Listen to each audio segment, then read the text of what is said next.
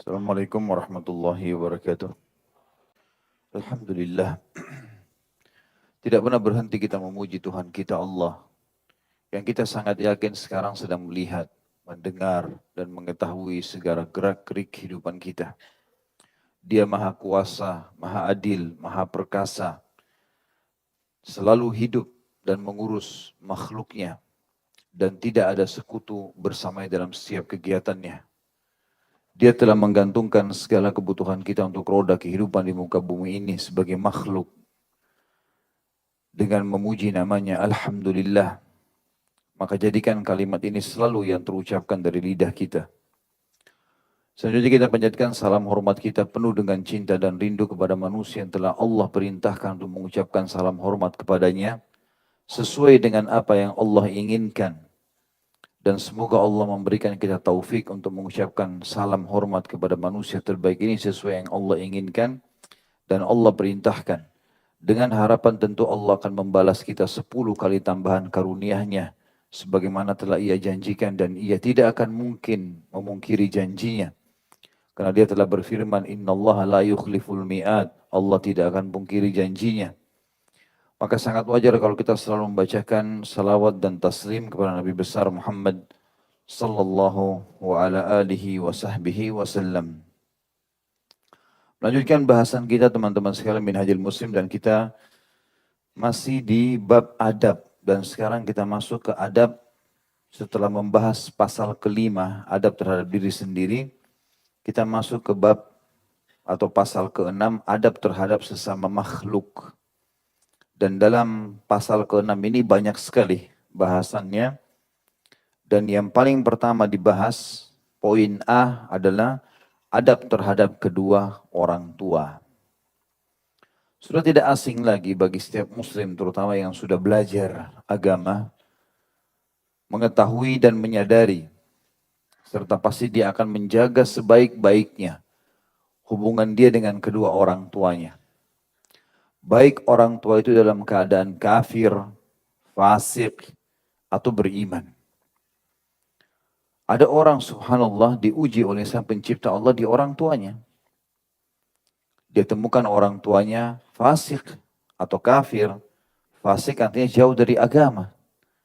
Nggak sholat, nggak tutup aurat, suka berbuat kejahatan. Ada di antara ikhwan yang datang mengeluh dengan saya begitu.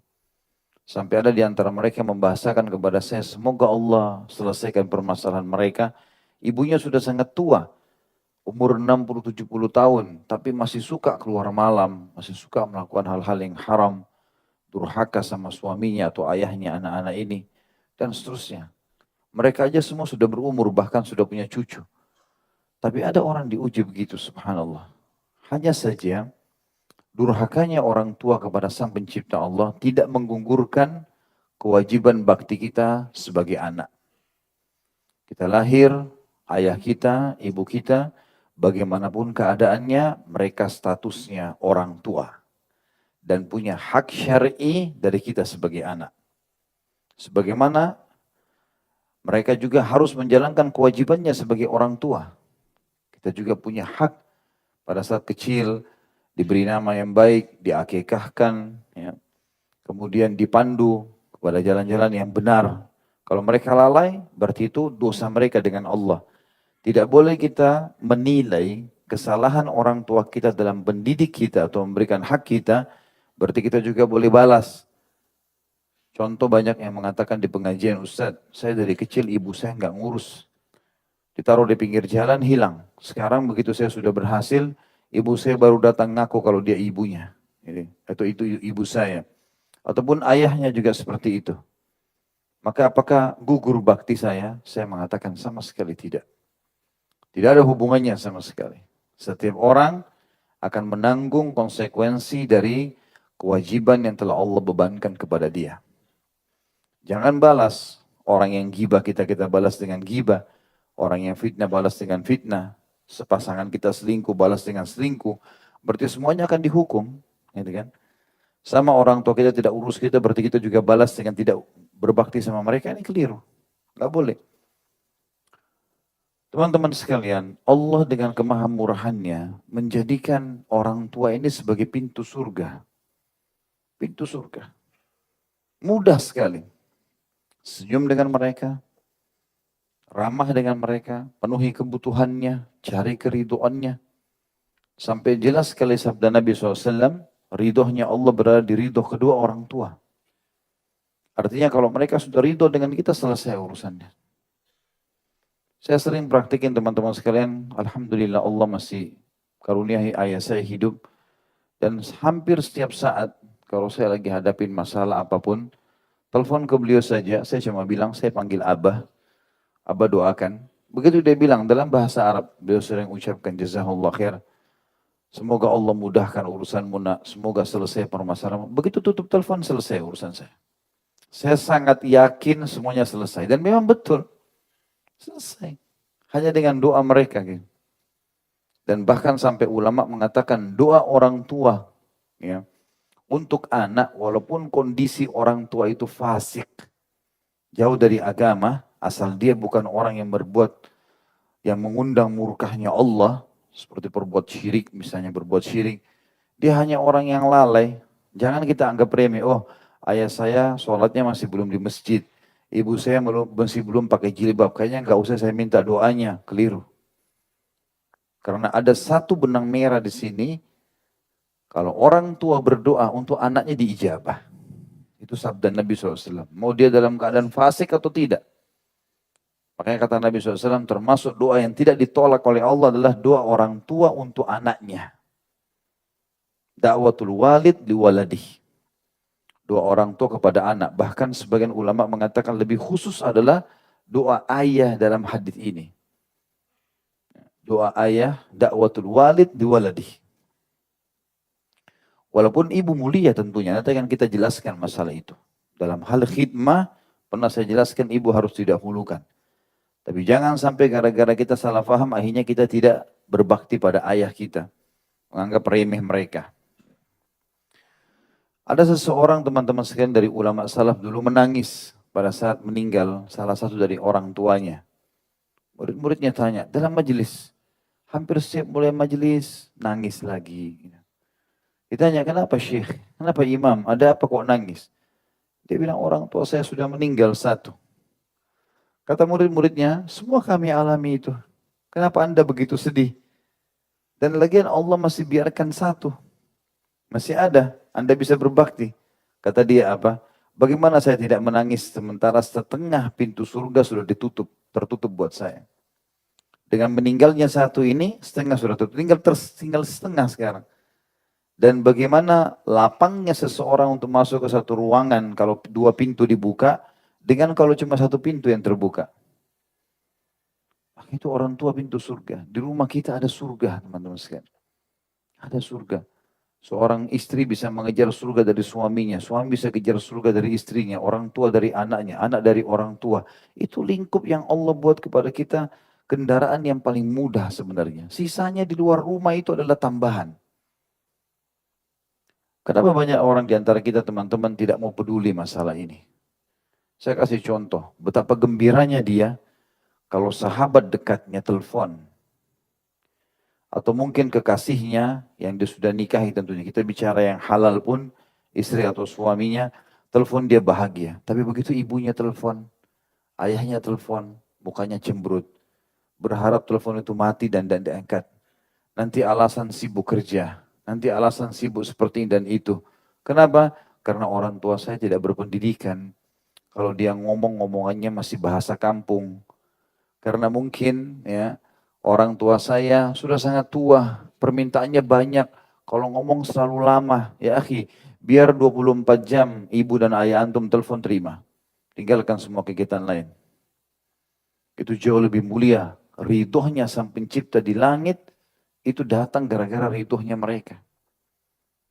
Saya punya teman dekat di Madinah, Dr. Muhammad Raheli. Semoga Allah jaga beliau, sekarang jadi dosen di Islamic University di sana. Di tempat kampus dulu kami kuliah, selalu mumtaz kalau lulus. Cum laude terus. Anaknya kalau ngobrol memang ilmunya Masya Allah luas. Adik Dr. Sulaiman Raheli yang biasa datang ke Indonesia. Tapi saya sempat tanya dia, ya akhi, Apa kira-kira rahasia menurut kamu yang membuat selalu nilaimu bagus? Karena dia tingkat 4 kuliah, waktu itu saya tingkat 1 kuliah, selisih 3 tahun. Tapi anaknya selalu lulus. Dan kalau ujian itu, orang semua sibuk menghafal dari seminggu sebelum ujian.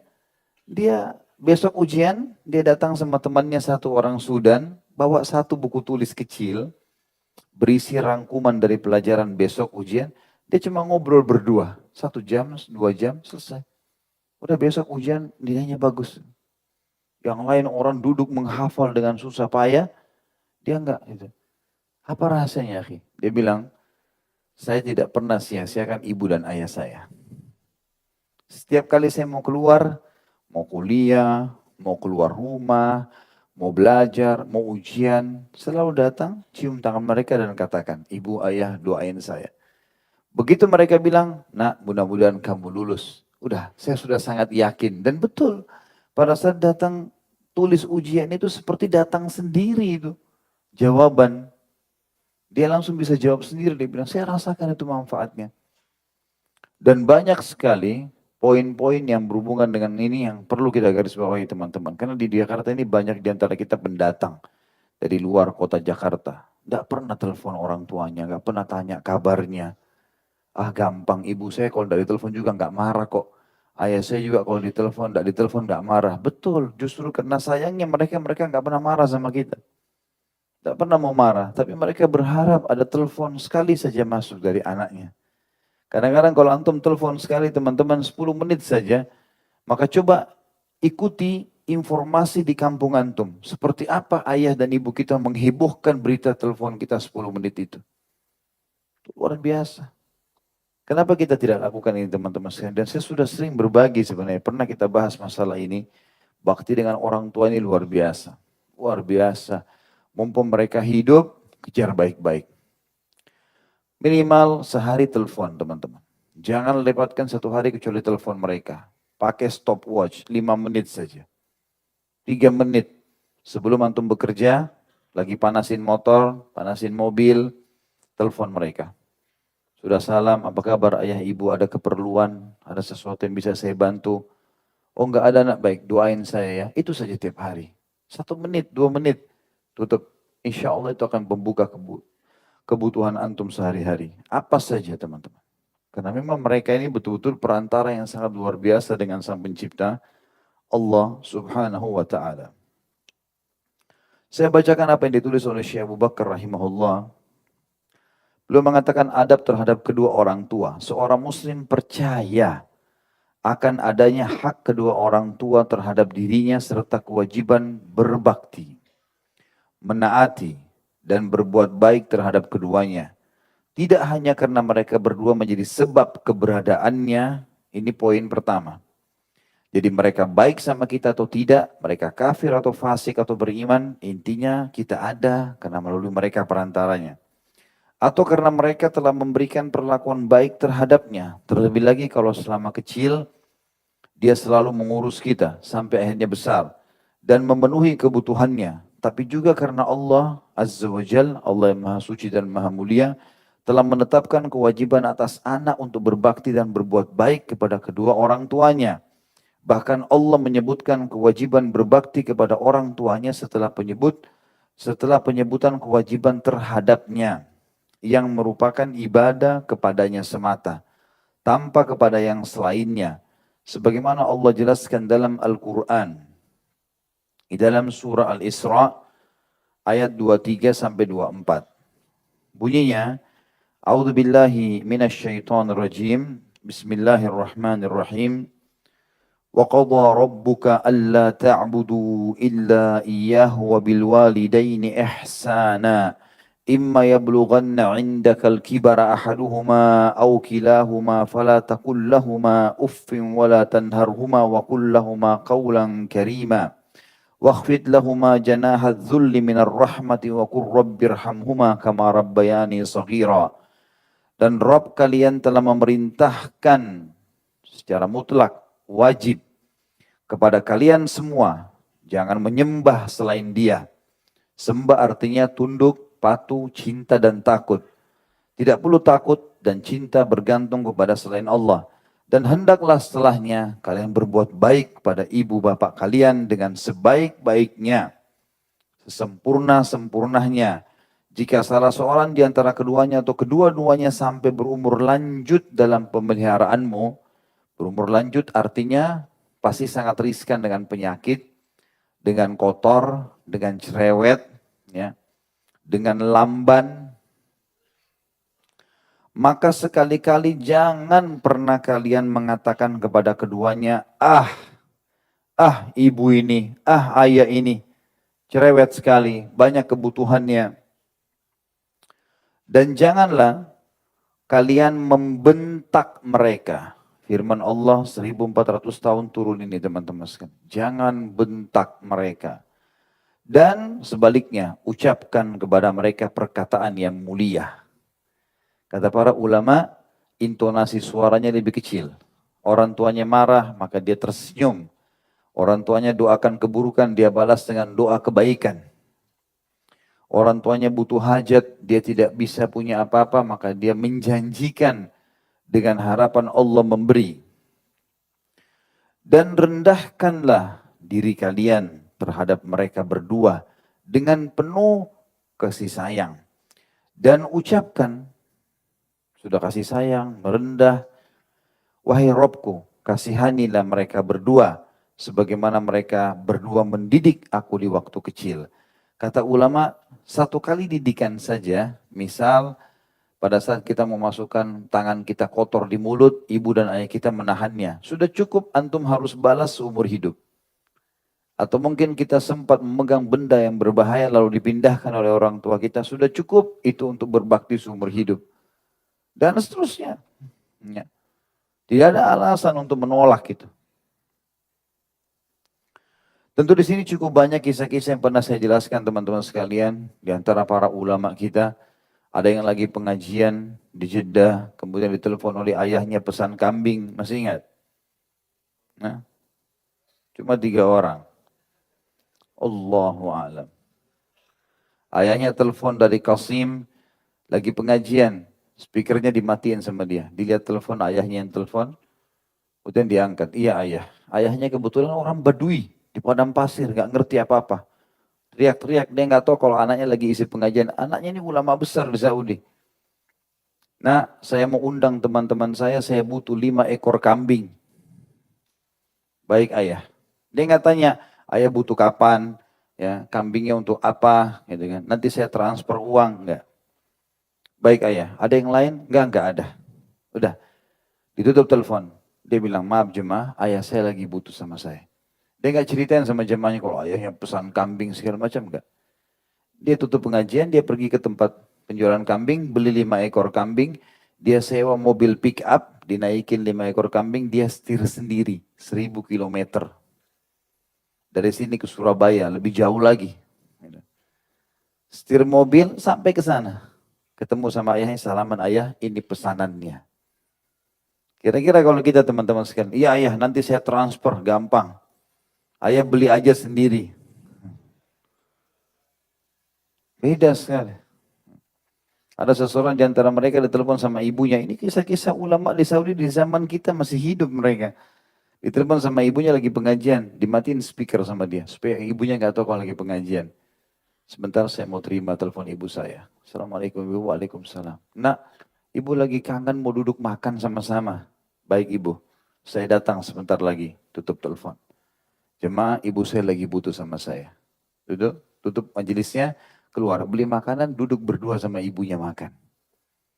Ribuan jemaah ditinggalin sama dia. Ini. Karena isi pengajian untuk antum sunnah. Tapi kalau untuk ibu yang panggil wajib. Ini tuh. Walaupun ini pahalanya besar, tapi itu lebih besar. Itu ikan paus, ini ikan teri. Banyak orang begitu tidak paham. Sholat malam khusyuk, tapi subuhnya kehilangan. Dapat ikan teri, ikan paus lepas. Gitu kan. Mana caranya? Rajin puasa Senin Kamis, Ramadannya bolong-bolong. Gak mungkin ini. Gitu. Maka harusnya teman-teman harus difahami masalah seperti ini. Harus, orang tua itu luar biasa. Subhanallah ada banyak orang yang pergi haji, seperti sekarang musim haji. menggendong orang tuanya. Allah berikan kekuatan. Allah berikan kekuatan. Dan orang tua itu teman-teman sekalian sangat bangga dengan anaknya, bangga dengan kita. Kadang-kadang saya cuma buat sesuatu yang kecil untuk ayah saya, kalau datang saya bukain pintu mobil, lalu saya biarkan beliau naik, habis saya naik beliau tutup. Saya cuma niat memang menghidmah dengan ayah saya, apa saja saya bisa lakukan. Sebab pernah ayah saya bilang, sudah nggak usah. Saya bilang jangan, abah tolak. Karena ini kesempatan saya cari pahala. Biarkan saya lakukan apa saja. Maka beliau mengerti gitu. Ternyata itu diceritain sama temannya semua. Gitu. Banyak orang tahu kalau memang saya pernah lakukan, padahal tidak niat untuk diceritain. Tapi mereka sangat bangga dengan perbuatan anaknya gitu. Ya. Jangan anggap remeh teman-teman orang tua kita. Walaupun beliau-beliau ngomong tidak jelas omongannya, karena jenjang pendidikan, karena bahasanya bercampur dengan bahasa kampung, tetap dengar. Patuhi teman-teman sekalian.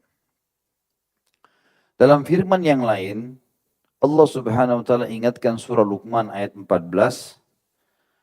A'udzu billahi minasyaitonir rajim wa wassayna al-insana biwalidayhi hamalathu ummuhu wahnan ala wahnin wa fisaluhu fi amaini an ishkur li wa liwalidayka ilayyal masir. Dan kami perintahkan kepada manusia wajib atas mereka berbuat baik kepada kedua ibu bapaknya.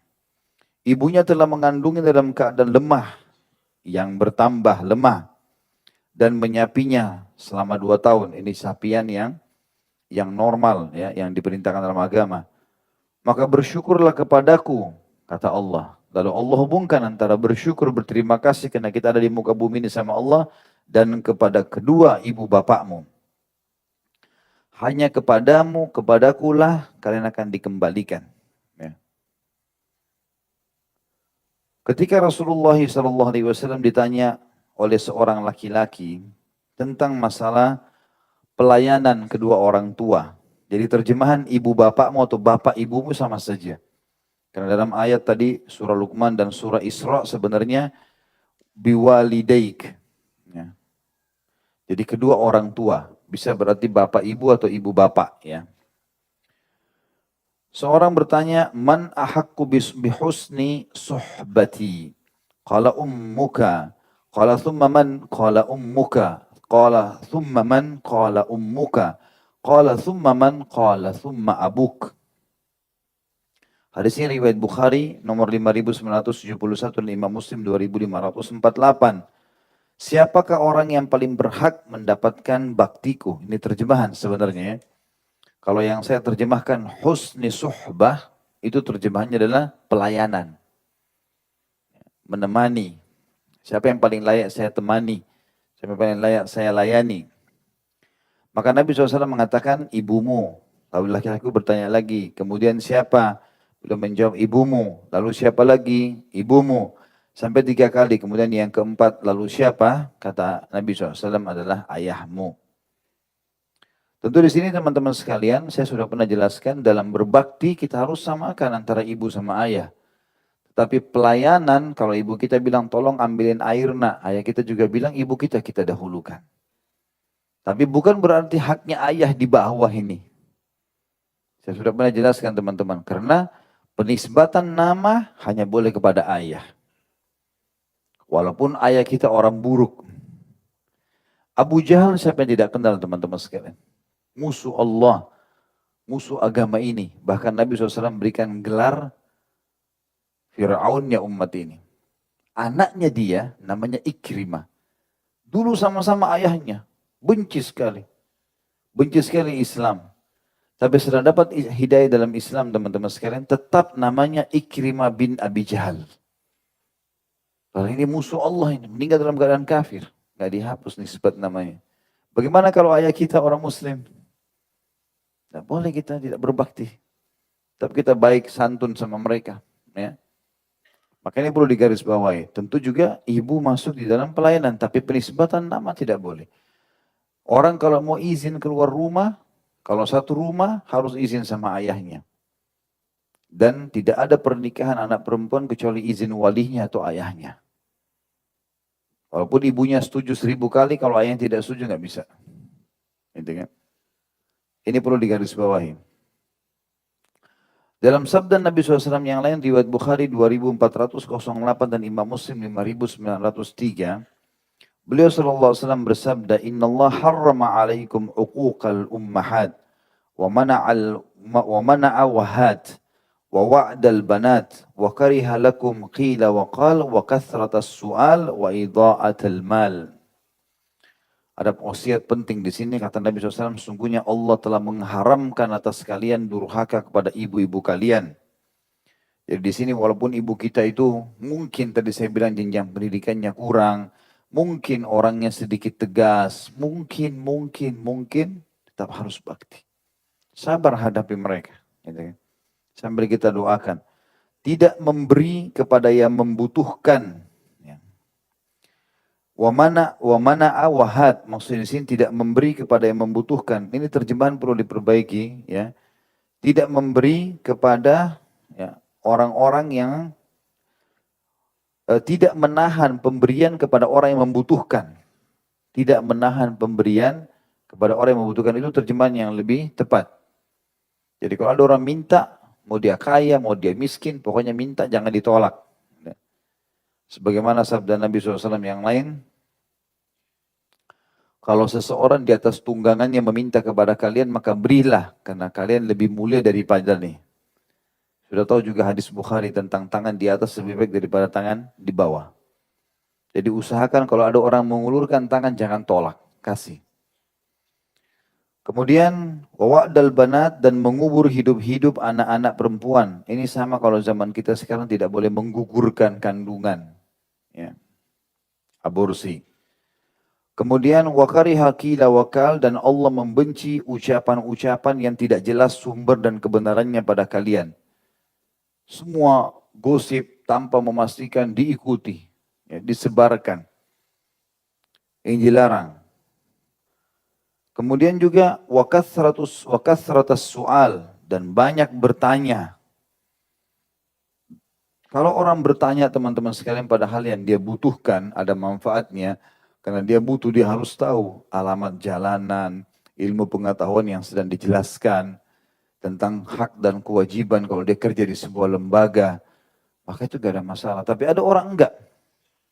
Apa saja yang dia lihat dari seseorang pasti ditanya. Kenapa kau pakai kopiah hitam? Kenapa kau pakai kopiah haji? Kenapa pakai baju itu? Kenapa motormu kau beli merek ini? Ya akhirnya biarin orang mau pilih apa. Hah? Kenapa campurin urusannya orang itu? Kalau ada urusannya sama kita, lain. Saya jual produk ini, mau beli enggak? Saya lihat tadi Anda pakai itu. Tidak ada masalah.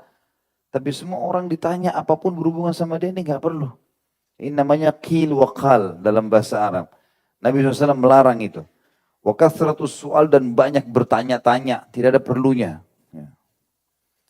Kemudian wa ida'atil mal, dan menyia-nyiakan harta, maksudnya menertakkan pada tempat yang tidak benar. Saksi bahasan kita potongan pertama hadis tentang durhaka kepada ibu. Tentu di sini disebutkannya ayah bukan berarti ayah boleh didurhakai. Tapi Nabi SAW terkadang menyebutkan hadis sesuai dengan keadaan orang yang bertanya di hadapannya, ya. Jadi ada orang yang datang rupanya emosional. Maka waktu dia minta nasihat, kata Nabi, jangan kau marah. Ada orang yang datang, mungkin dia punya harta banyak, dia mau sedekah, tapi dia bingung. Nabi SAW ajarkan masalah sedekah. Ada orang yang dilarang riba, ada orang yang disinggung masalah curi. Tergantung keadaan orang yang bertanya. Jadi bukan berarti Nabi SAW cuma menjelaskan, misalnya dalam sebuah hadis menjelaskan riba, berarti Nabi bolehkan yang lainnya, tidak. Kebetulan orang itu lebih perlu tentang apa yang dia harus nasihati itu. Kan gitu. Hadis selanjutnya adalah hadis riwayat Bukhari nomor 6919 dan Imam Muslim nomor 87. Rasulullah SAW bersabda, Ala unabbi'ukum bi akbaril kabair? Qalu ya bala ya Rasulullah. Qala al-isyraku billah wa uququl walidain. Wa kana muttaki'an fajalasa wa qala ala wa qawluz zuri wa syahadatuz zur. Ala wa qawluz zuri wa syahadatuz zur. فما زال يقولها حتى قال أبو بكرة قلت ليته سكت. Maukah kalian aku beritahukan tentang dosa besar atau induk dosa besar? Para sahabat menjawab, tentu wahai Rasulullah, kami mau tahu induk dosa besar supaya jangan kami terjerumus. Maka beliau berkata, yang pertama mempersekutukan Allah. Mempersekutukan Allah berarti berbuat syirik. Yang memperankan Allah dengan makhluknya. Kemudian durhaka kepada kedua orang tua. Pada saat itu beliau sedang bersandar, lalu beliau duduk. Kemudian beliau melanjutkan, ingatlah dan perkataan dusta serta persaksian palsu. Ingatlah perkataan dusta serta persaksian palsu. Beliau terus mengulang-ulangnya sampai Abu Bakrah radhiyallahu anhu, sahabat Nabi yang meriwayatkan hadis, bergumam, mudah-mudahan atau andai saja Rasulullah diam. Gitu. Karena beliau ulangi terus itu. Kita bayangkan teman-teman kalau dalam majelis kita ini, saya cuma ulangi, jangan dusta, berbahaya, jangan dusta, berbahaya. Bengkak juga telinga kita ini. Ya. Karena luar biasa bobotnya kalimat itu diulang-ulangi. Nabi SAW ulangi terus sampai sahabat di sini bergumam, maksudnya, aduh ini berat sekali nih. Nabi ingatkan terus, jangan dusta dan kesaksian palsu, hati-hati, berbahaya, merusak semuanya. Gitu kan. Sebagian ulama mengatakan, di sini saking bahayanya dusta dan persaksian palsu sampai Nabi SAW lagi duduk, lagi berbaring sambil duduk. Menasihati masalah itu. Oke teman-teman bilang, bagaimana sih sebenarnya contohnya? Banyak contohnya. Kalau misalnya antum lagi jalan sama seseorang, ini sering terjadi kalau orang rumah tangga misalnya ya. Kemudian si perempuan ini mau jalan sama temannya, supaya suaminya nggak tahu, dia bilang sama temannya, kalau nanti suami saya telepon bilang saya di rumahmu ya. Maka dia bilang baiklah, karena persahabatan, ini persahabatan kepada neraka. Ya. Lalu kemudian suaminya, si A sama si B sudah sepakat. Suami si A telepon, ada istri saya sana, oh ada, mana? Oh lagi mengaji, lagi sholat, lagi di kamar mandi, dusta. Padahal lagi pergi jalan-jalan sama temannya, atau berbahaya mungkin berzina sama laki-laki lain. Begitu pula sebaliknya, banyak laki-laki begitu.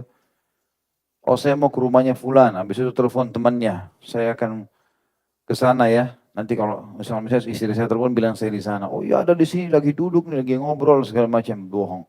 Gak boleh teman-teman. Persaksian palsu semua ini gak boleh. Dan masuk dalam segala hal. Jangan buka pintu itu. Seorang mukmin jujur dalam kehidupannya.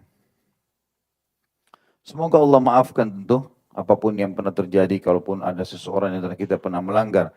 Karena ini pelanggaran yang sangat besar. Kemudian hadis selanjutnya adalah hadis riwayat Bukhari Muslim, dan ini lafadznya Imam Muslim nomor 1510. Dalam sabda beliau yang lain sallallahu alaihi wasallam, la yajzi waladun walidan illa an yajidahu mamlukan fayashtariyahu fayu'tiqah. Seorang anak tidaklah dapat membalas jasa orang tuanya kecuali apabila ia mendapatinya sebagai budak, lalu ia membelinya kemudian memerdekakannya. Artinya jasanya orang tua sangat luar biasa, besar sekali. Besar sekali. Dan tentu saya pernah jelaskan teman-teman sekalian, agar kita mendapatkan anak-anak yang berbakti dengan kita sebagai orang tua, ataupun walaupun kita belum menikah, teman-teman mungkin masih ada yang belum menikah, maka tetap saja usahakan bakti dengan orang tua. Karena sabda Nabi SAW berlaku, berbaktilah dengan kedua orang tua kalian, Allah akan karuniakan kalian anak-anak yang berbakti dengan kalian. Jadi itu kata kuncinya. Kemudian Abdullah bin Mas'ud radhiyallahu anhu pernah berkata, "Sa'altun Nabiyya sallallahu alaihi wasallam ayyul amali ahabbu ila Allah Ta'ala?" Qala birrul walidain. Qultu thumma ay? Qala al-jihadu fi sabilillah. Hadis ini diriwayatkan oleh Imam Bukhari nomor 5970. Abdullah bin Mas'ud radhiyallahu anhu berkata, waktu Nabi sallallahu alaihi wasallam pernah ditanya oleh seseorang, amal apa yang paling dicintai Allah yang Maha Tinggi? Beliau menjawab, berbakti kepada kedua orang tua.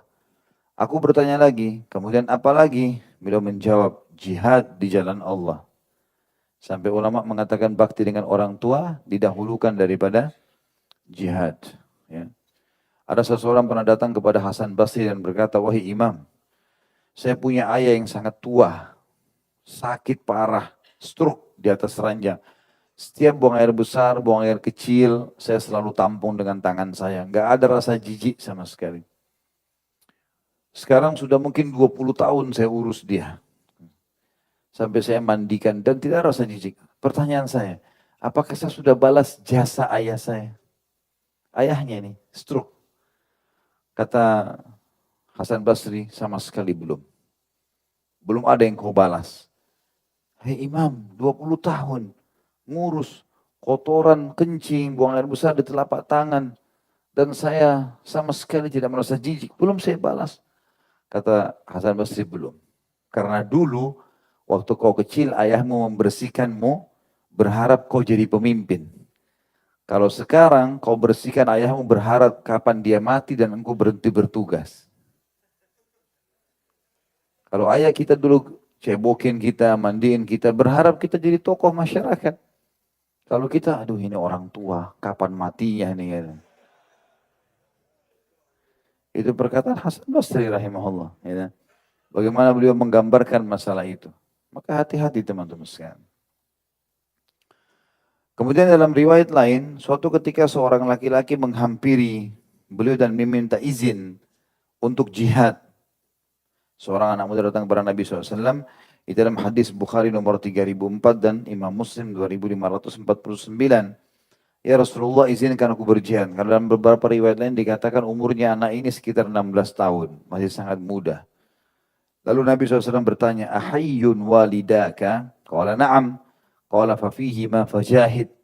Apakah kedua orang tua masih hidup? Laki-laki itu menjawab, iya. Lalu beliau bersabda, kalau begitu berjihadlah dengan berbakti pada keduanya. Lalu teman-teman sekalian, tidak boleh juga disalah fahami tentang masalah poin ini ya. Masalah izin kepada kedua orang tua. Karena banyak sahabat-sahabat Nabi yang tidak disampaikan Nabi SAW seperti ini. Mereka kalau mau pergi jihad seperti Abu Bakar, Umar, Uthman, Ali, banyak sahabat-sahabat yang orang tuanya masih dalam keadaan hidup. Tapi waktu jihad, Nabi SAW izinkan mereka pergi jihad. Mereka pun pada saat tentu di sini beberapa sahabat, tadi mungkin sahabat yang saya sebutkan namanya ada yang meninggal, orang tuanya masih belum perintah jihad, seperti Abu Talib meninggal waktu fase Mekah. Tapi seperti Abu Bakar ayahnya masih ada. Tapi masih dalam keadaan kufur ya. Abi Kuhafa itu masuk Islam di pembebasan kota Mekah, gitu kan. Tapi yang jelas Nabi SAW tidak setiap sahabat datang disuruh bakti sama orang tuanya baru pergi jihad. Cuman keadaan anak muda ini masih sangat muda, umurnya 16 tahun. Dan ternyata ada beberapa riwayat lain, kemungkinan kejadian anak muda ini, ada orang tua yang datang mengeluh kepada Nabi SAW sambil berkata, ya Rasulullah, anak saya ini masih muda. Dan kami membutuhkannya, saya sama istri saya sudah tua. Dia izin mau jihad. Maka Nabi SAW panggil anak muda tersebut lalu bertanya, bukankah ini udah orang tuamu? Dia bilang iya. Baik, berbaktilah pada keduanya. Ada kisah yang memilukan, sekaligus menambah keimanan di zaman Umar radhiyallahu anhu. Beliau pernah duduk di majelis dan Umar suka sekali mencari kisah-kisah, kejadian, fenomena yang Allah jadikan di tengah-tengah masyarakatnya. Ada satu orang tua masuk dalam majelis Umar, matanya buta. Sudah tua. Gitu. Lalu dipikul oleh orang-orang. Kata Umar, siapa orang ini? Kenapa dia buta? Apa masalahnya? Kata orang tua itu ngomong, ya Amir Mukminin, semenjak anak saya pergi jihad, mata saya buta. Dia ikut dengan pasukan Anda. Dan saya sangat rindu dengan dia. Dia anak laki-laki saya yang sangat saya sayangi. Kata Umar, siapa namanya anaknya? Si Fulan. Umar langsung kirim surat ke medan perang, suruh si Fulan kembali. Tanpa Umar ceritakan kepada bapak ini, kalau anaknya akan dipanggil. Datanglah anaknya itu dari medan perang kena panggilan Umar bin Khattab dan masuk masjid, kaget anak ini. Karena Umar bin Khattab tahan ayahnya anak ini dari Badui padang pasir untuk tinggal dulu di situ. Setelah berapa hari anaknya tiba. Begitu tiba Umar langsung jemput di pintu. Jangan kau bilang sama ayahmu kalau kamu sudah kembali. Dia bilang baik Amir Mukminin. Saya panggil kamu karena ayahmu sangat rindu dengan kamu dan kau harus bakti dengannya. Dia bilang baiklah kalau begitu. Duduklah. Anak muda ini duduk dalam majelis, orang tuanya ayahnya kan buta jadi nggak tahu. Kata Umar, wahai ayah, bagaimana kalau seandainya anak-anakmu kami panggil pulang? Gitu kan. Tiba-tiba ayah ini menangis terisak-isak. Lalu dia mengatakan, jazakallahu khairan kalau kau panggil dia pulang. Saya sangat merindukannya, saya sangat menginginkannya gitu. Anaknya waktu dengar itu menangis juga, karena abahnya tidak sangka kalau ayahnya sampai seperti itu. Lalu kemudian kata Umar, dikasih isyarat suruh mendekat dengan ayahnya. Begitu tiba di dekatnya, ayahnya langsung bilang, ini mirip dengan kisah Nabi Yakub alaihissalam. Saya betul-betul mencium bau anak saya. Padahal anaknya nggak bicara apa-apa, cuma pindah di sebelahnya. Orang semua dalam majelis pada nangis bagaimana pekahnya si ayah ini. Gitu. Maka kemudian Umar pun mengatakan, hai ayah, Allah telah menerima doamu, sesungguhnya anakmu telah pulang dari jihad dan sekarang ada di sebelahmu. Lalu disuruhlah anak tersebut berbakti dengan ayahnya.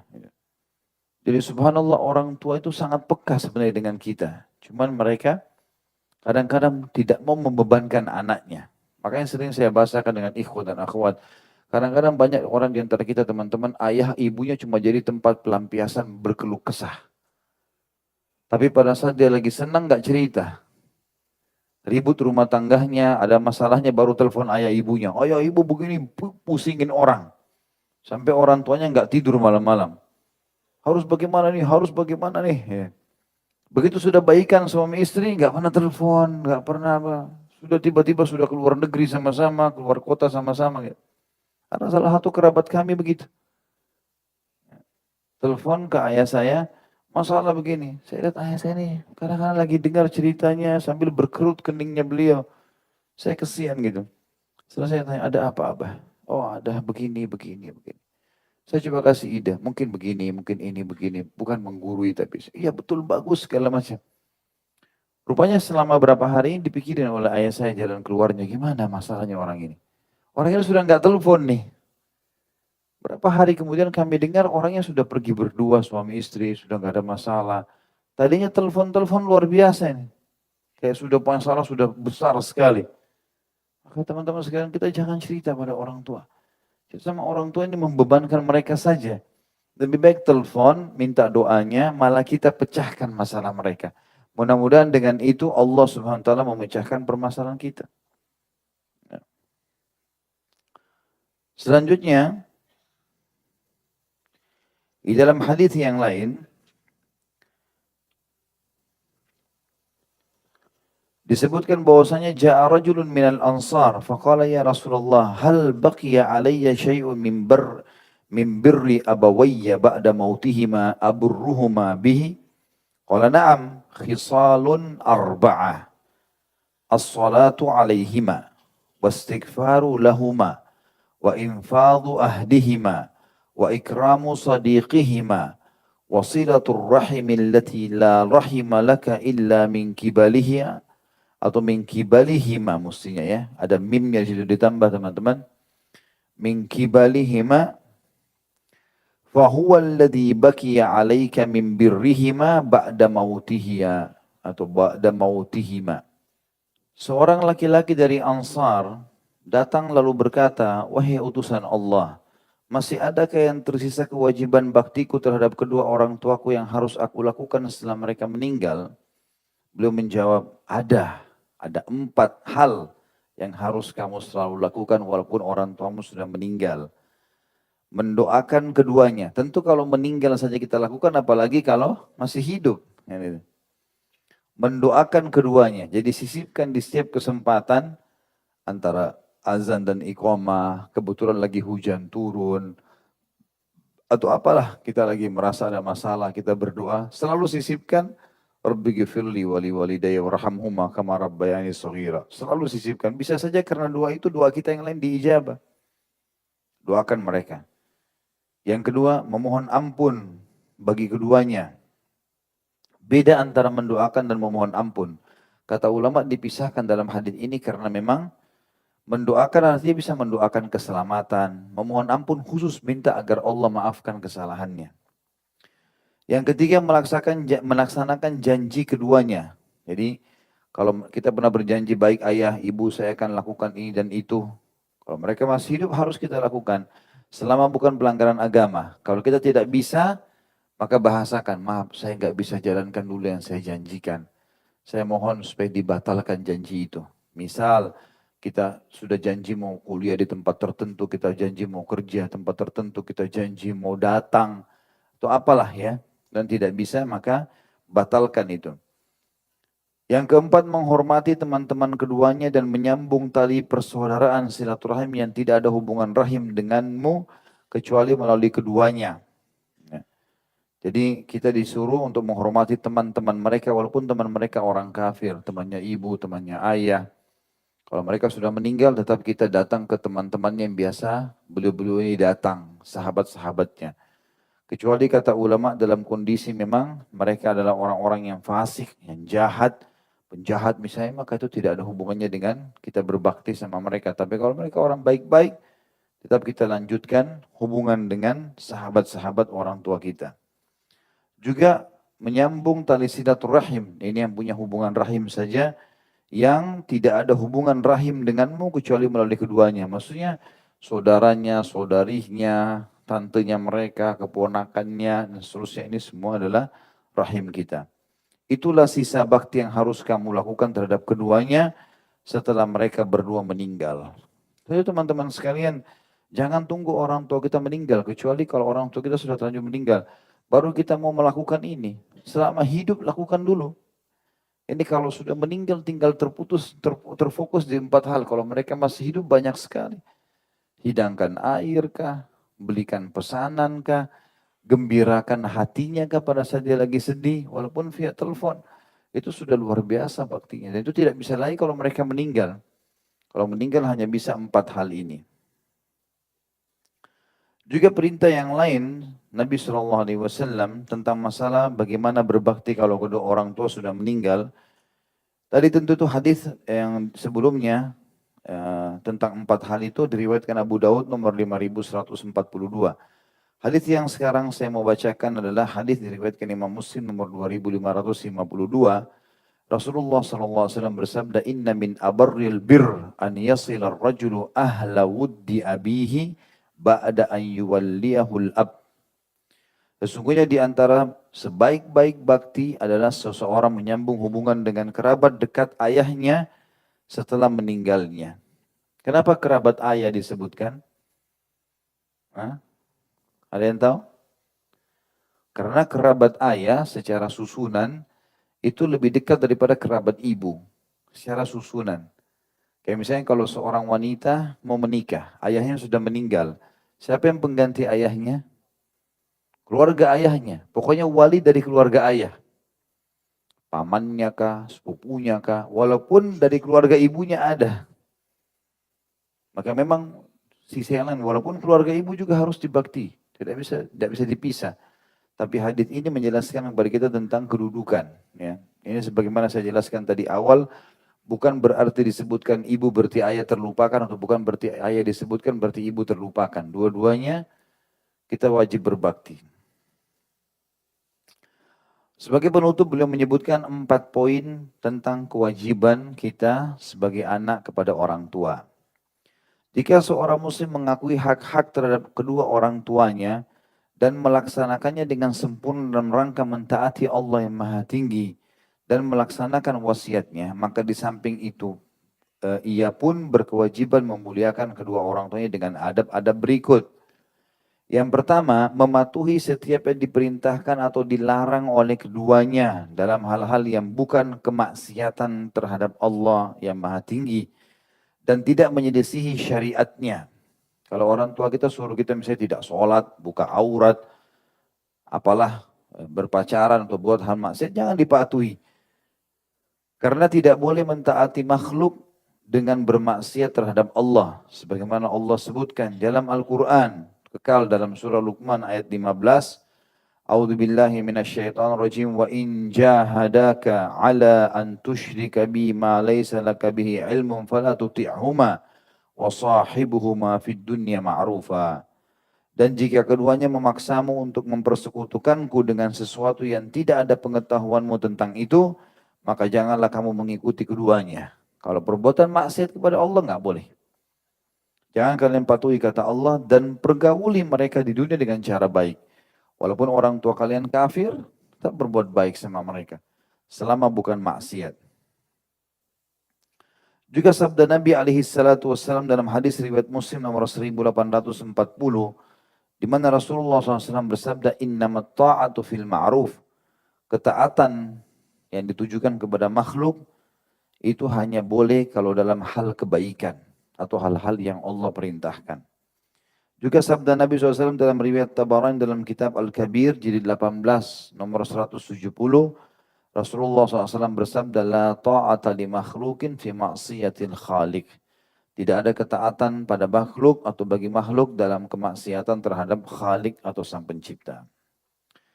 Yang kedua, selain kita mematuhi setiap perintah mereka, kecuali yang bawa maksiat yang tidak boleh, memuliakan dan mengagungkan keduanya, bersikap santun. Bagaimana sih memuliakan dan mengagungkan? Di situ ada titik koma.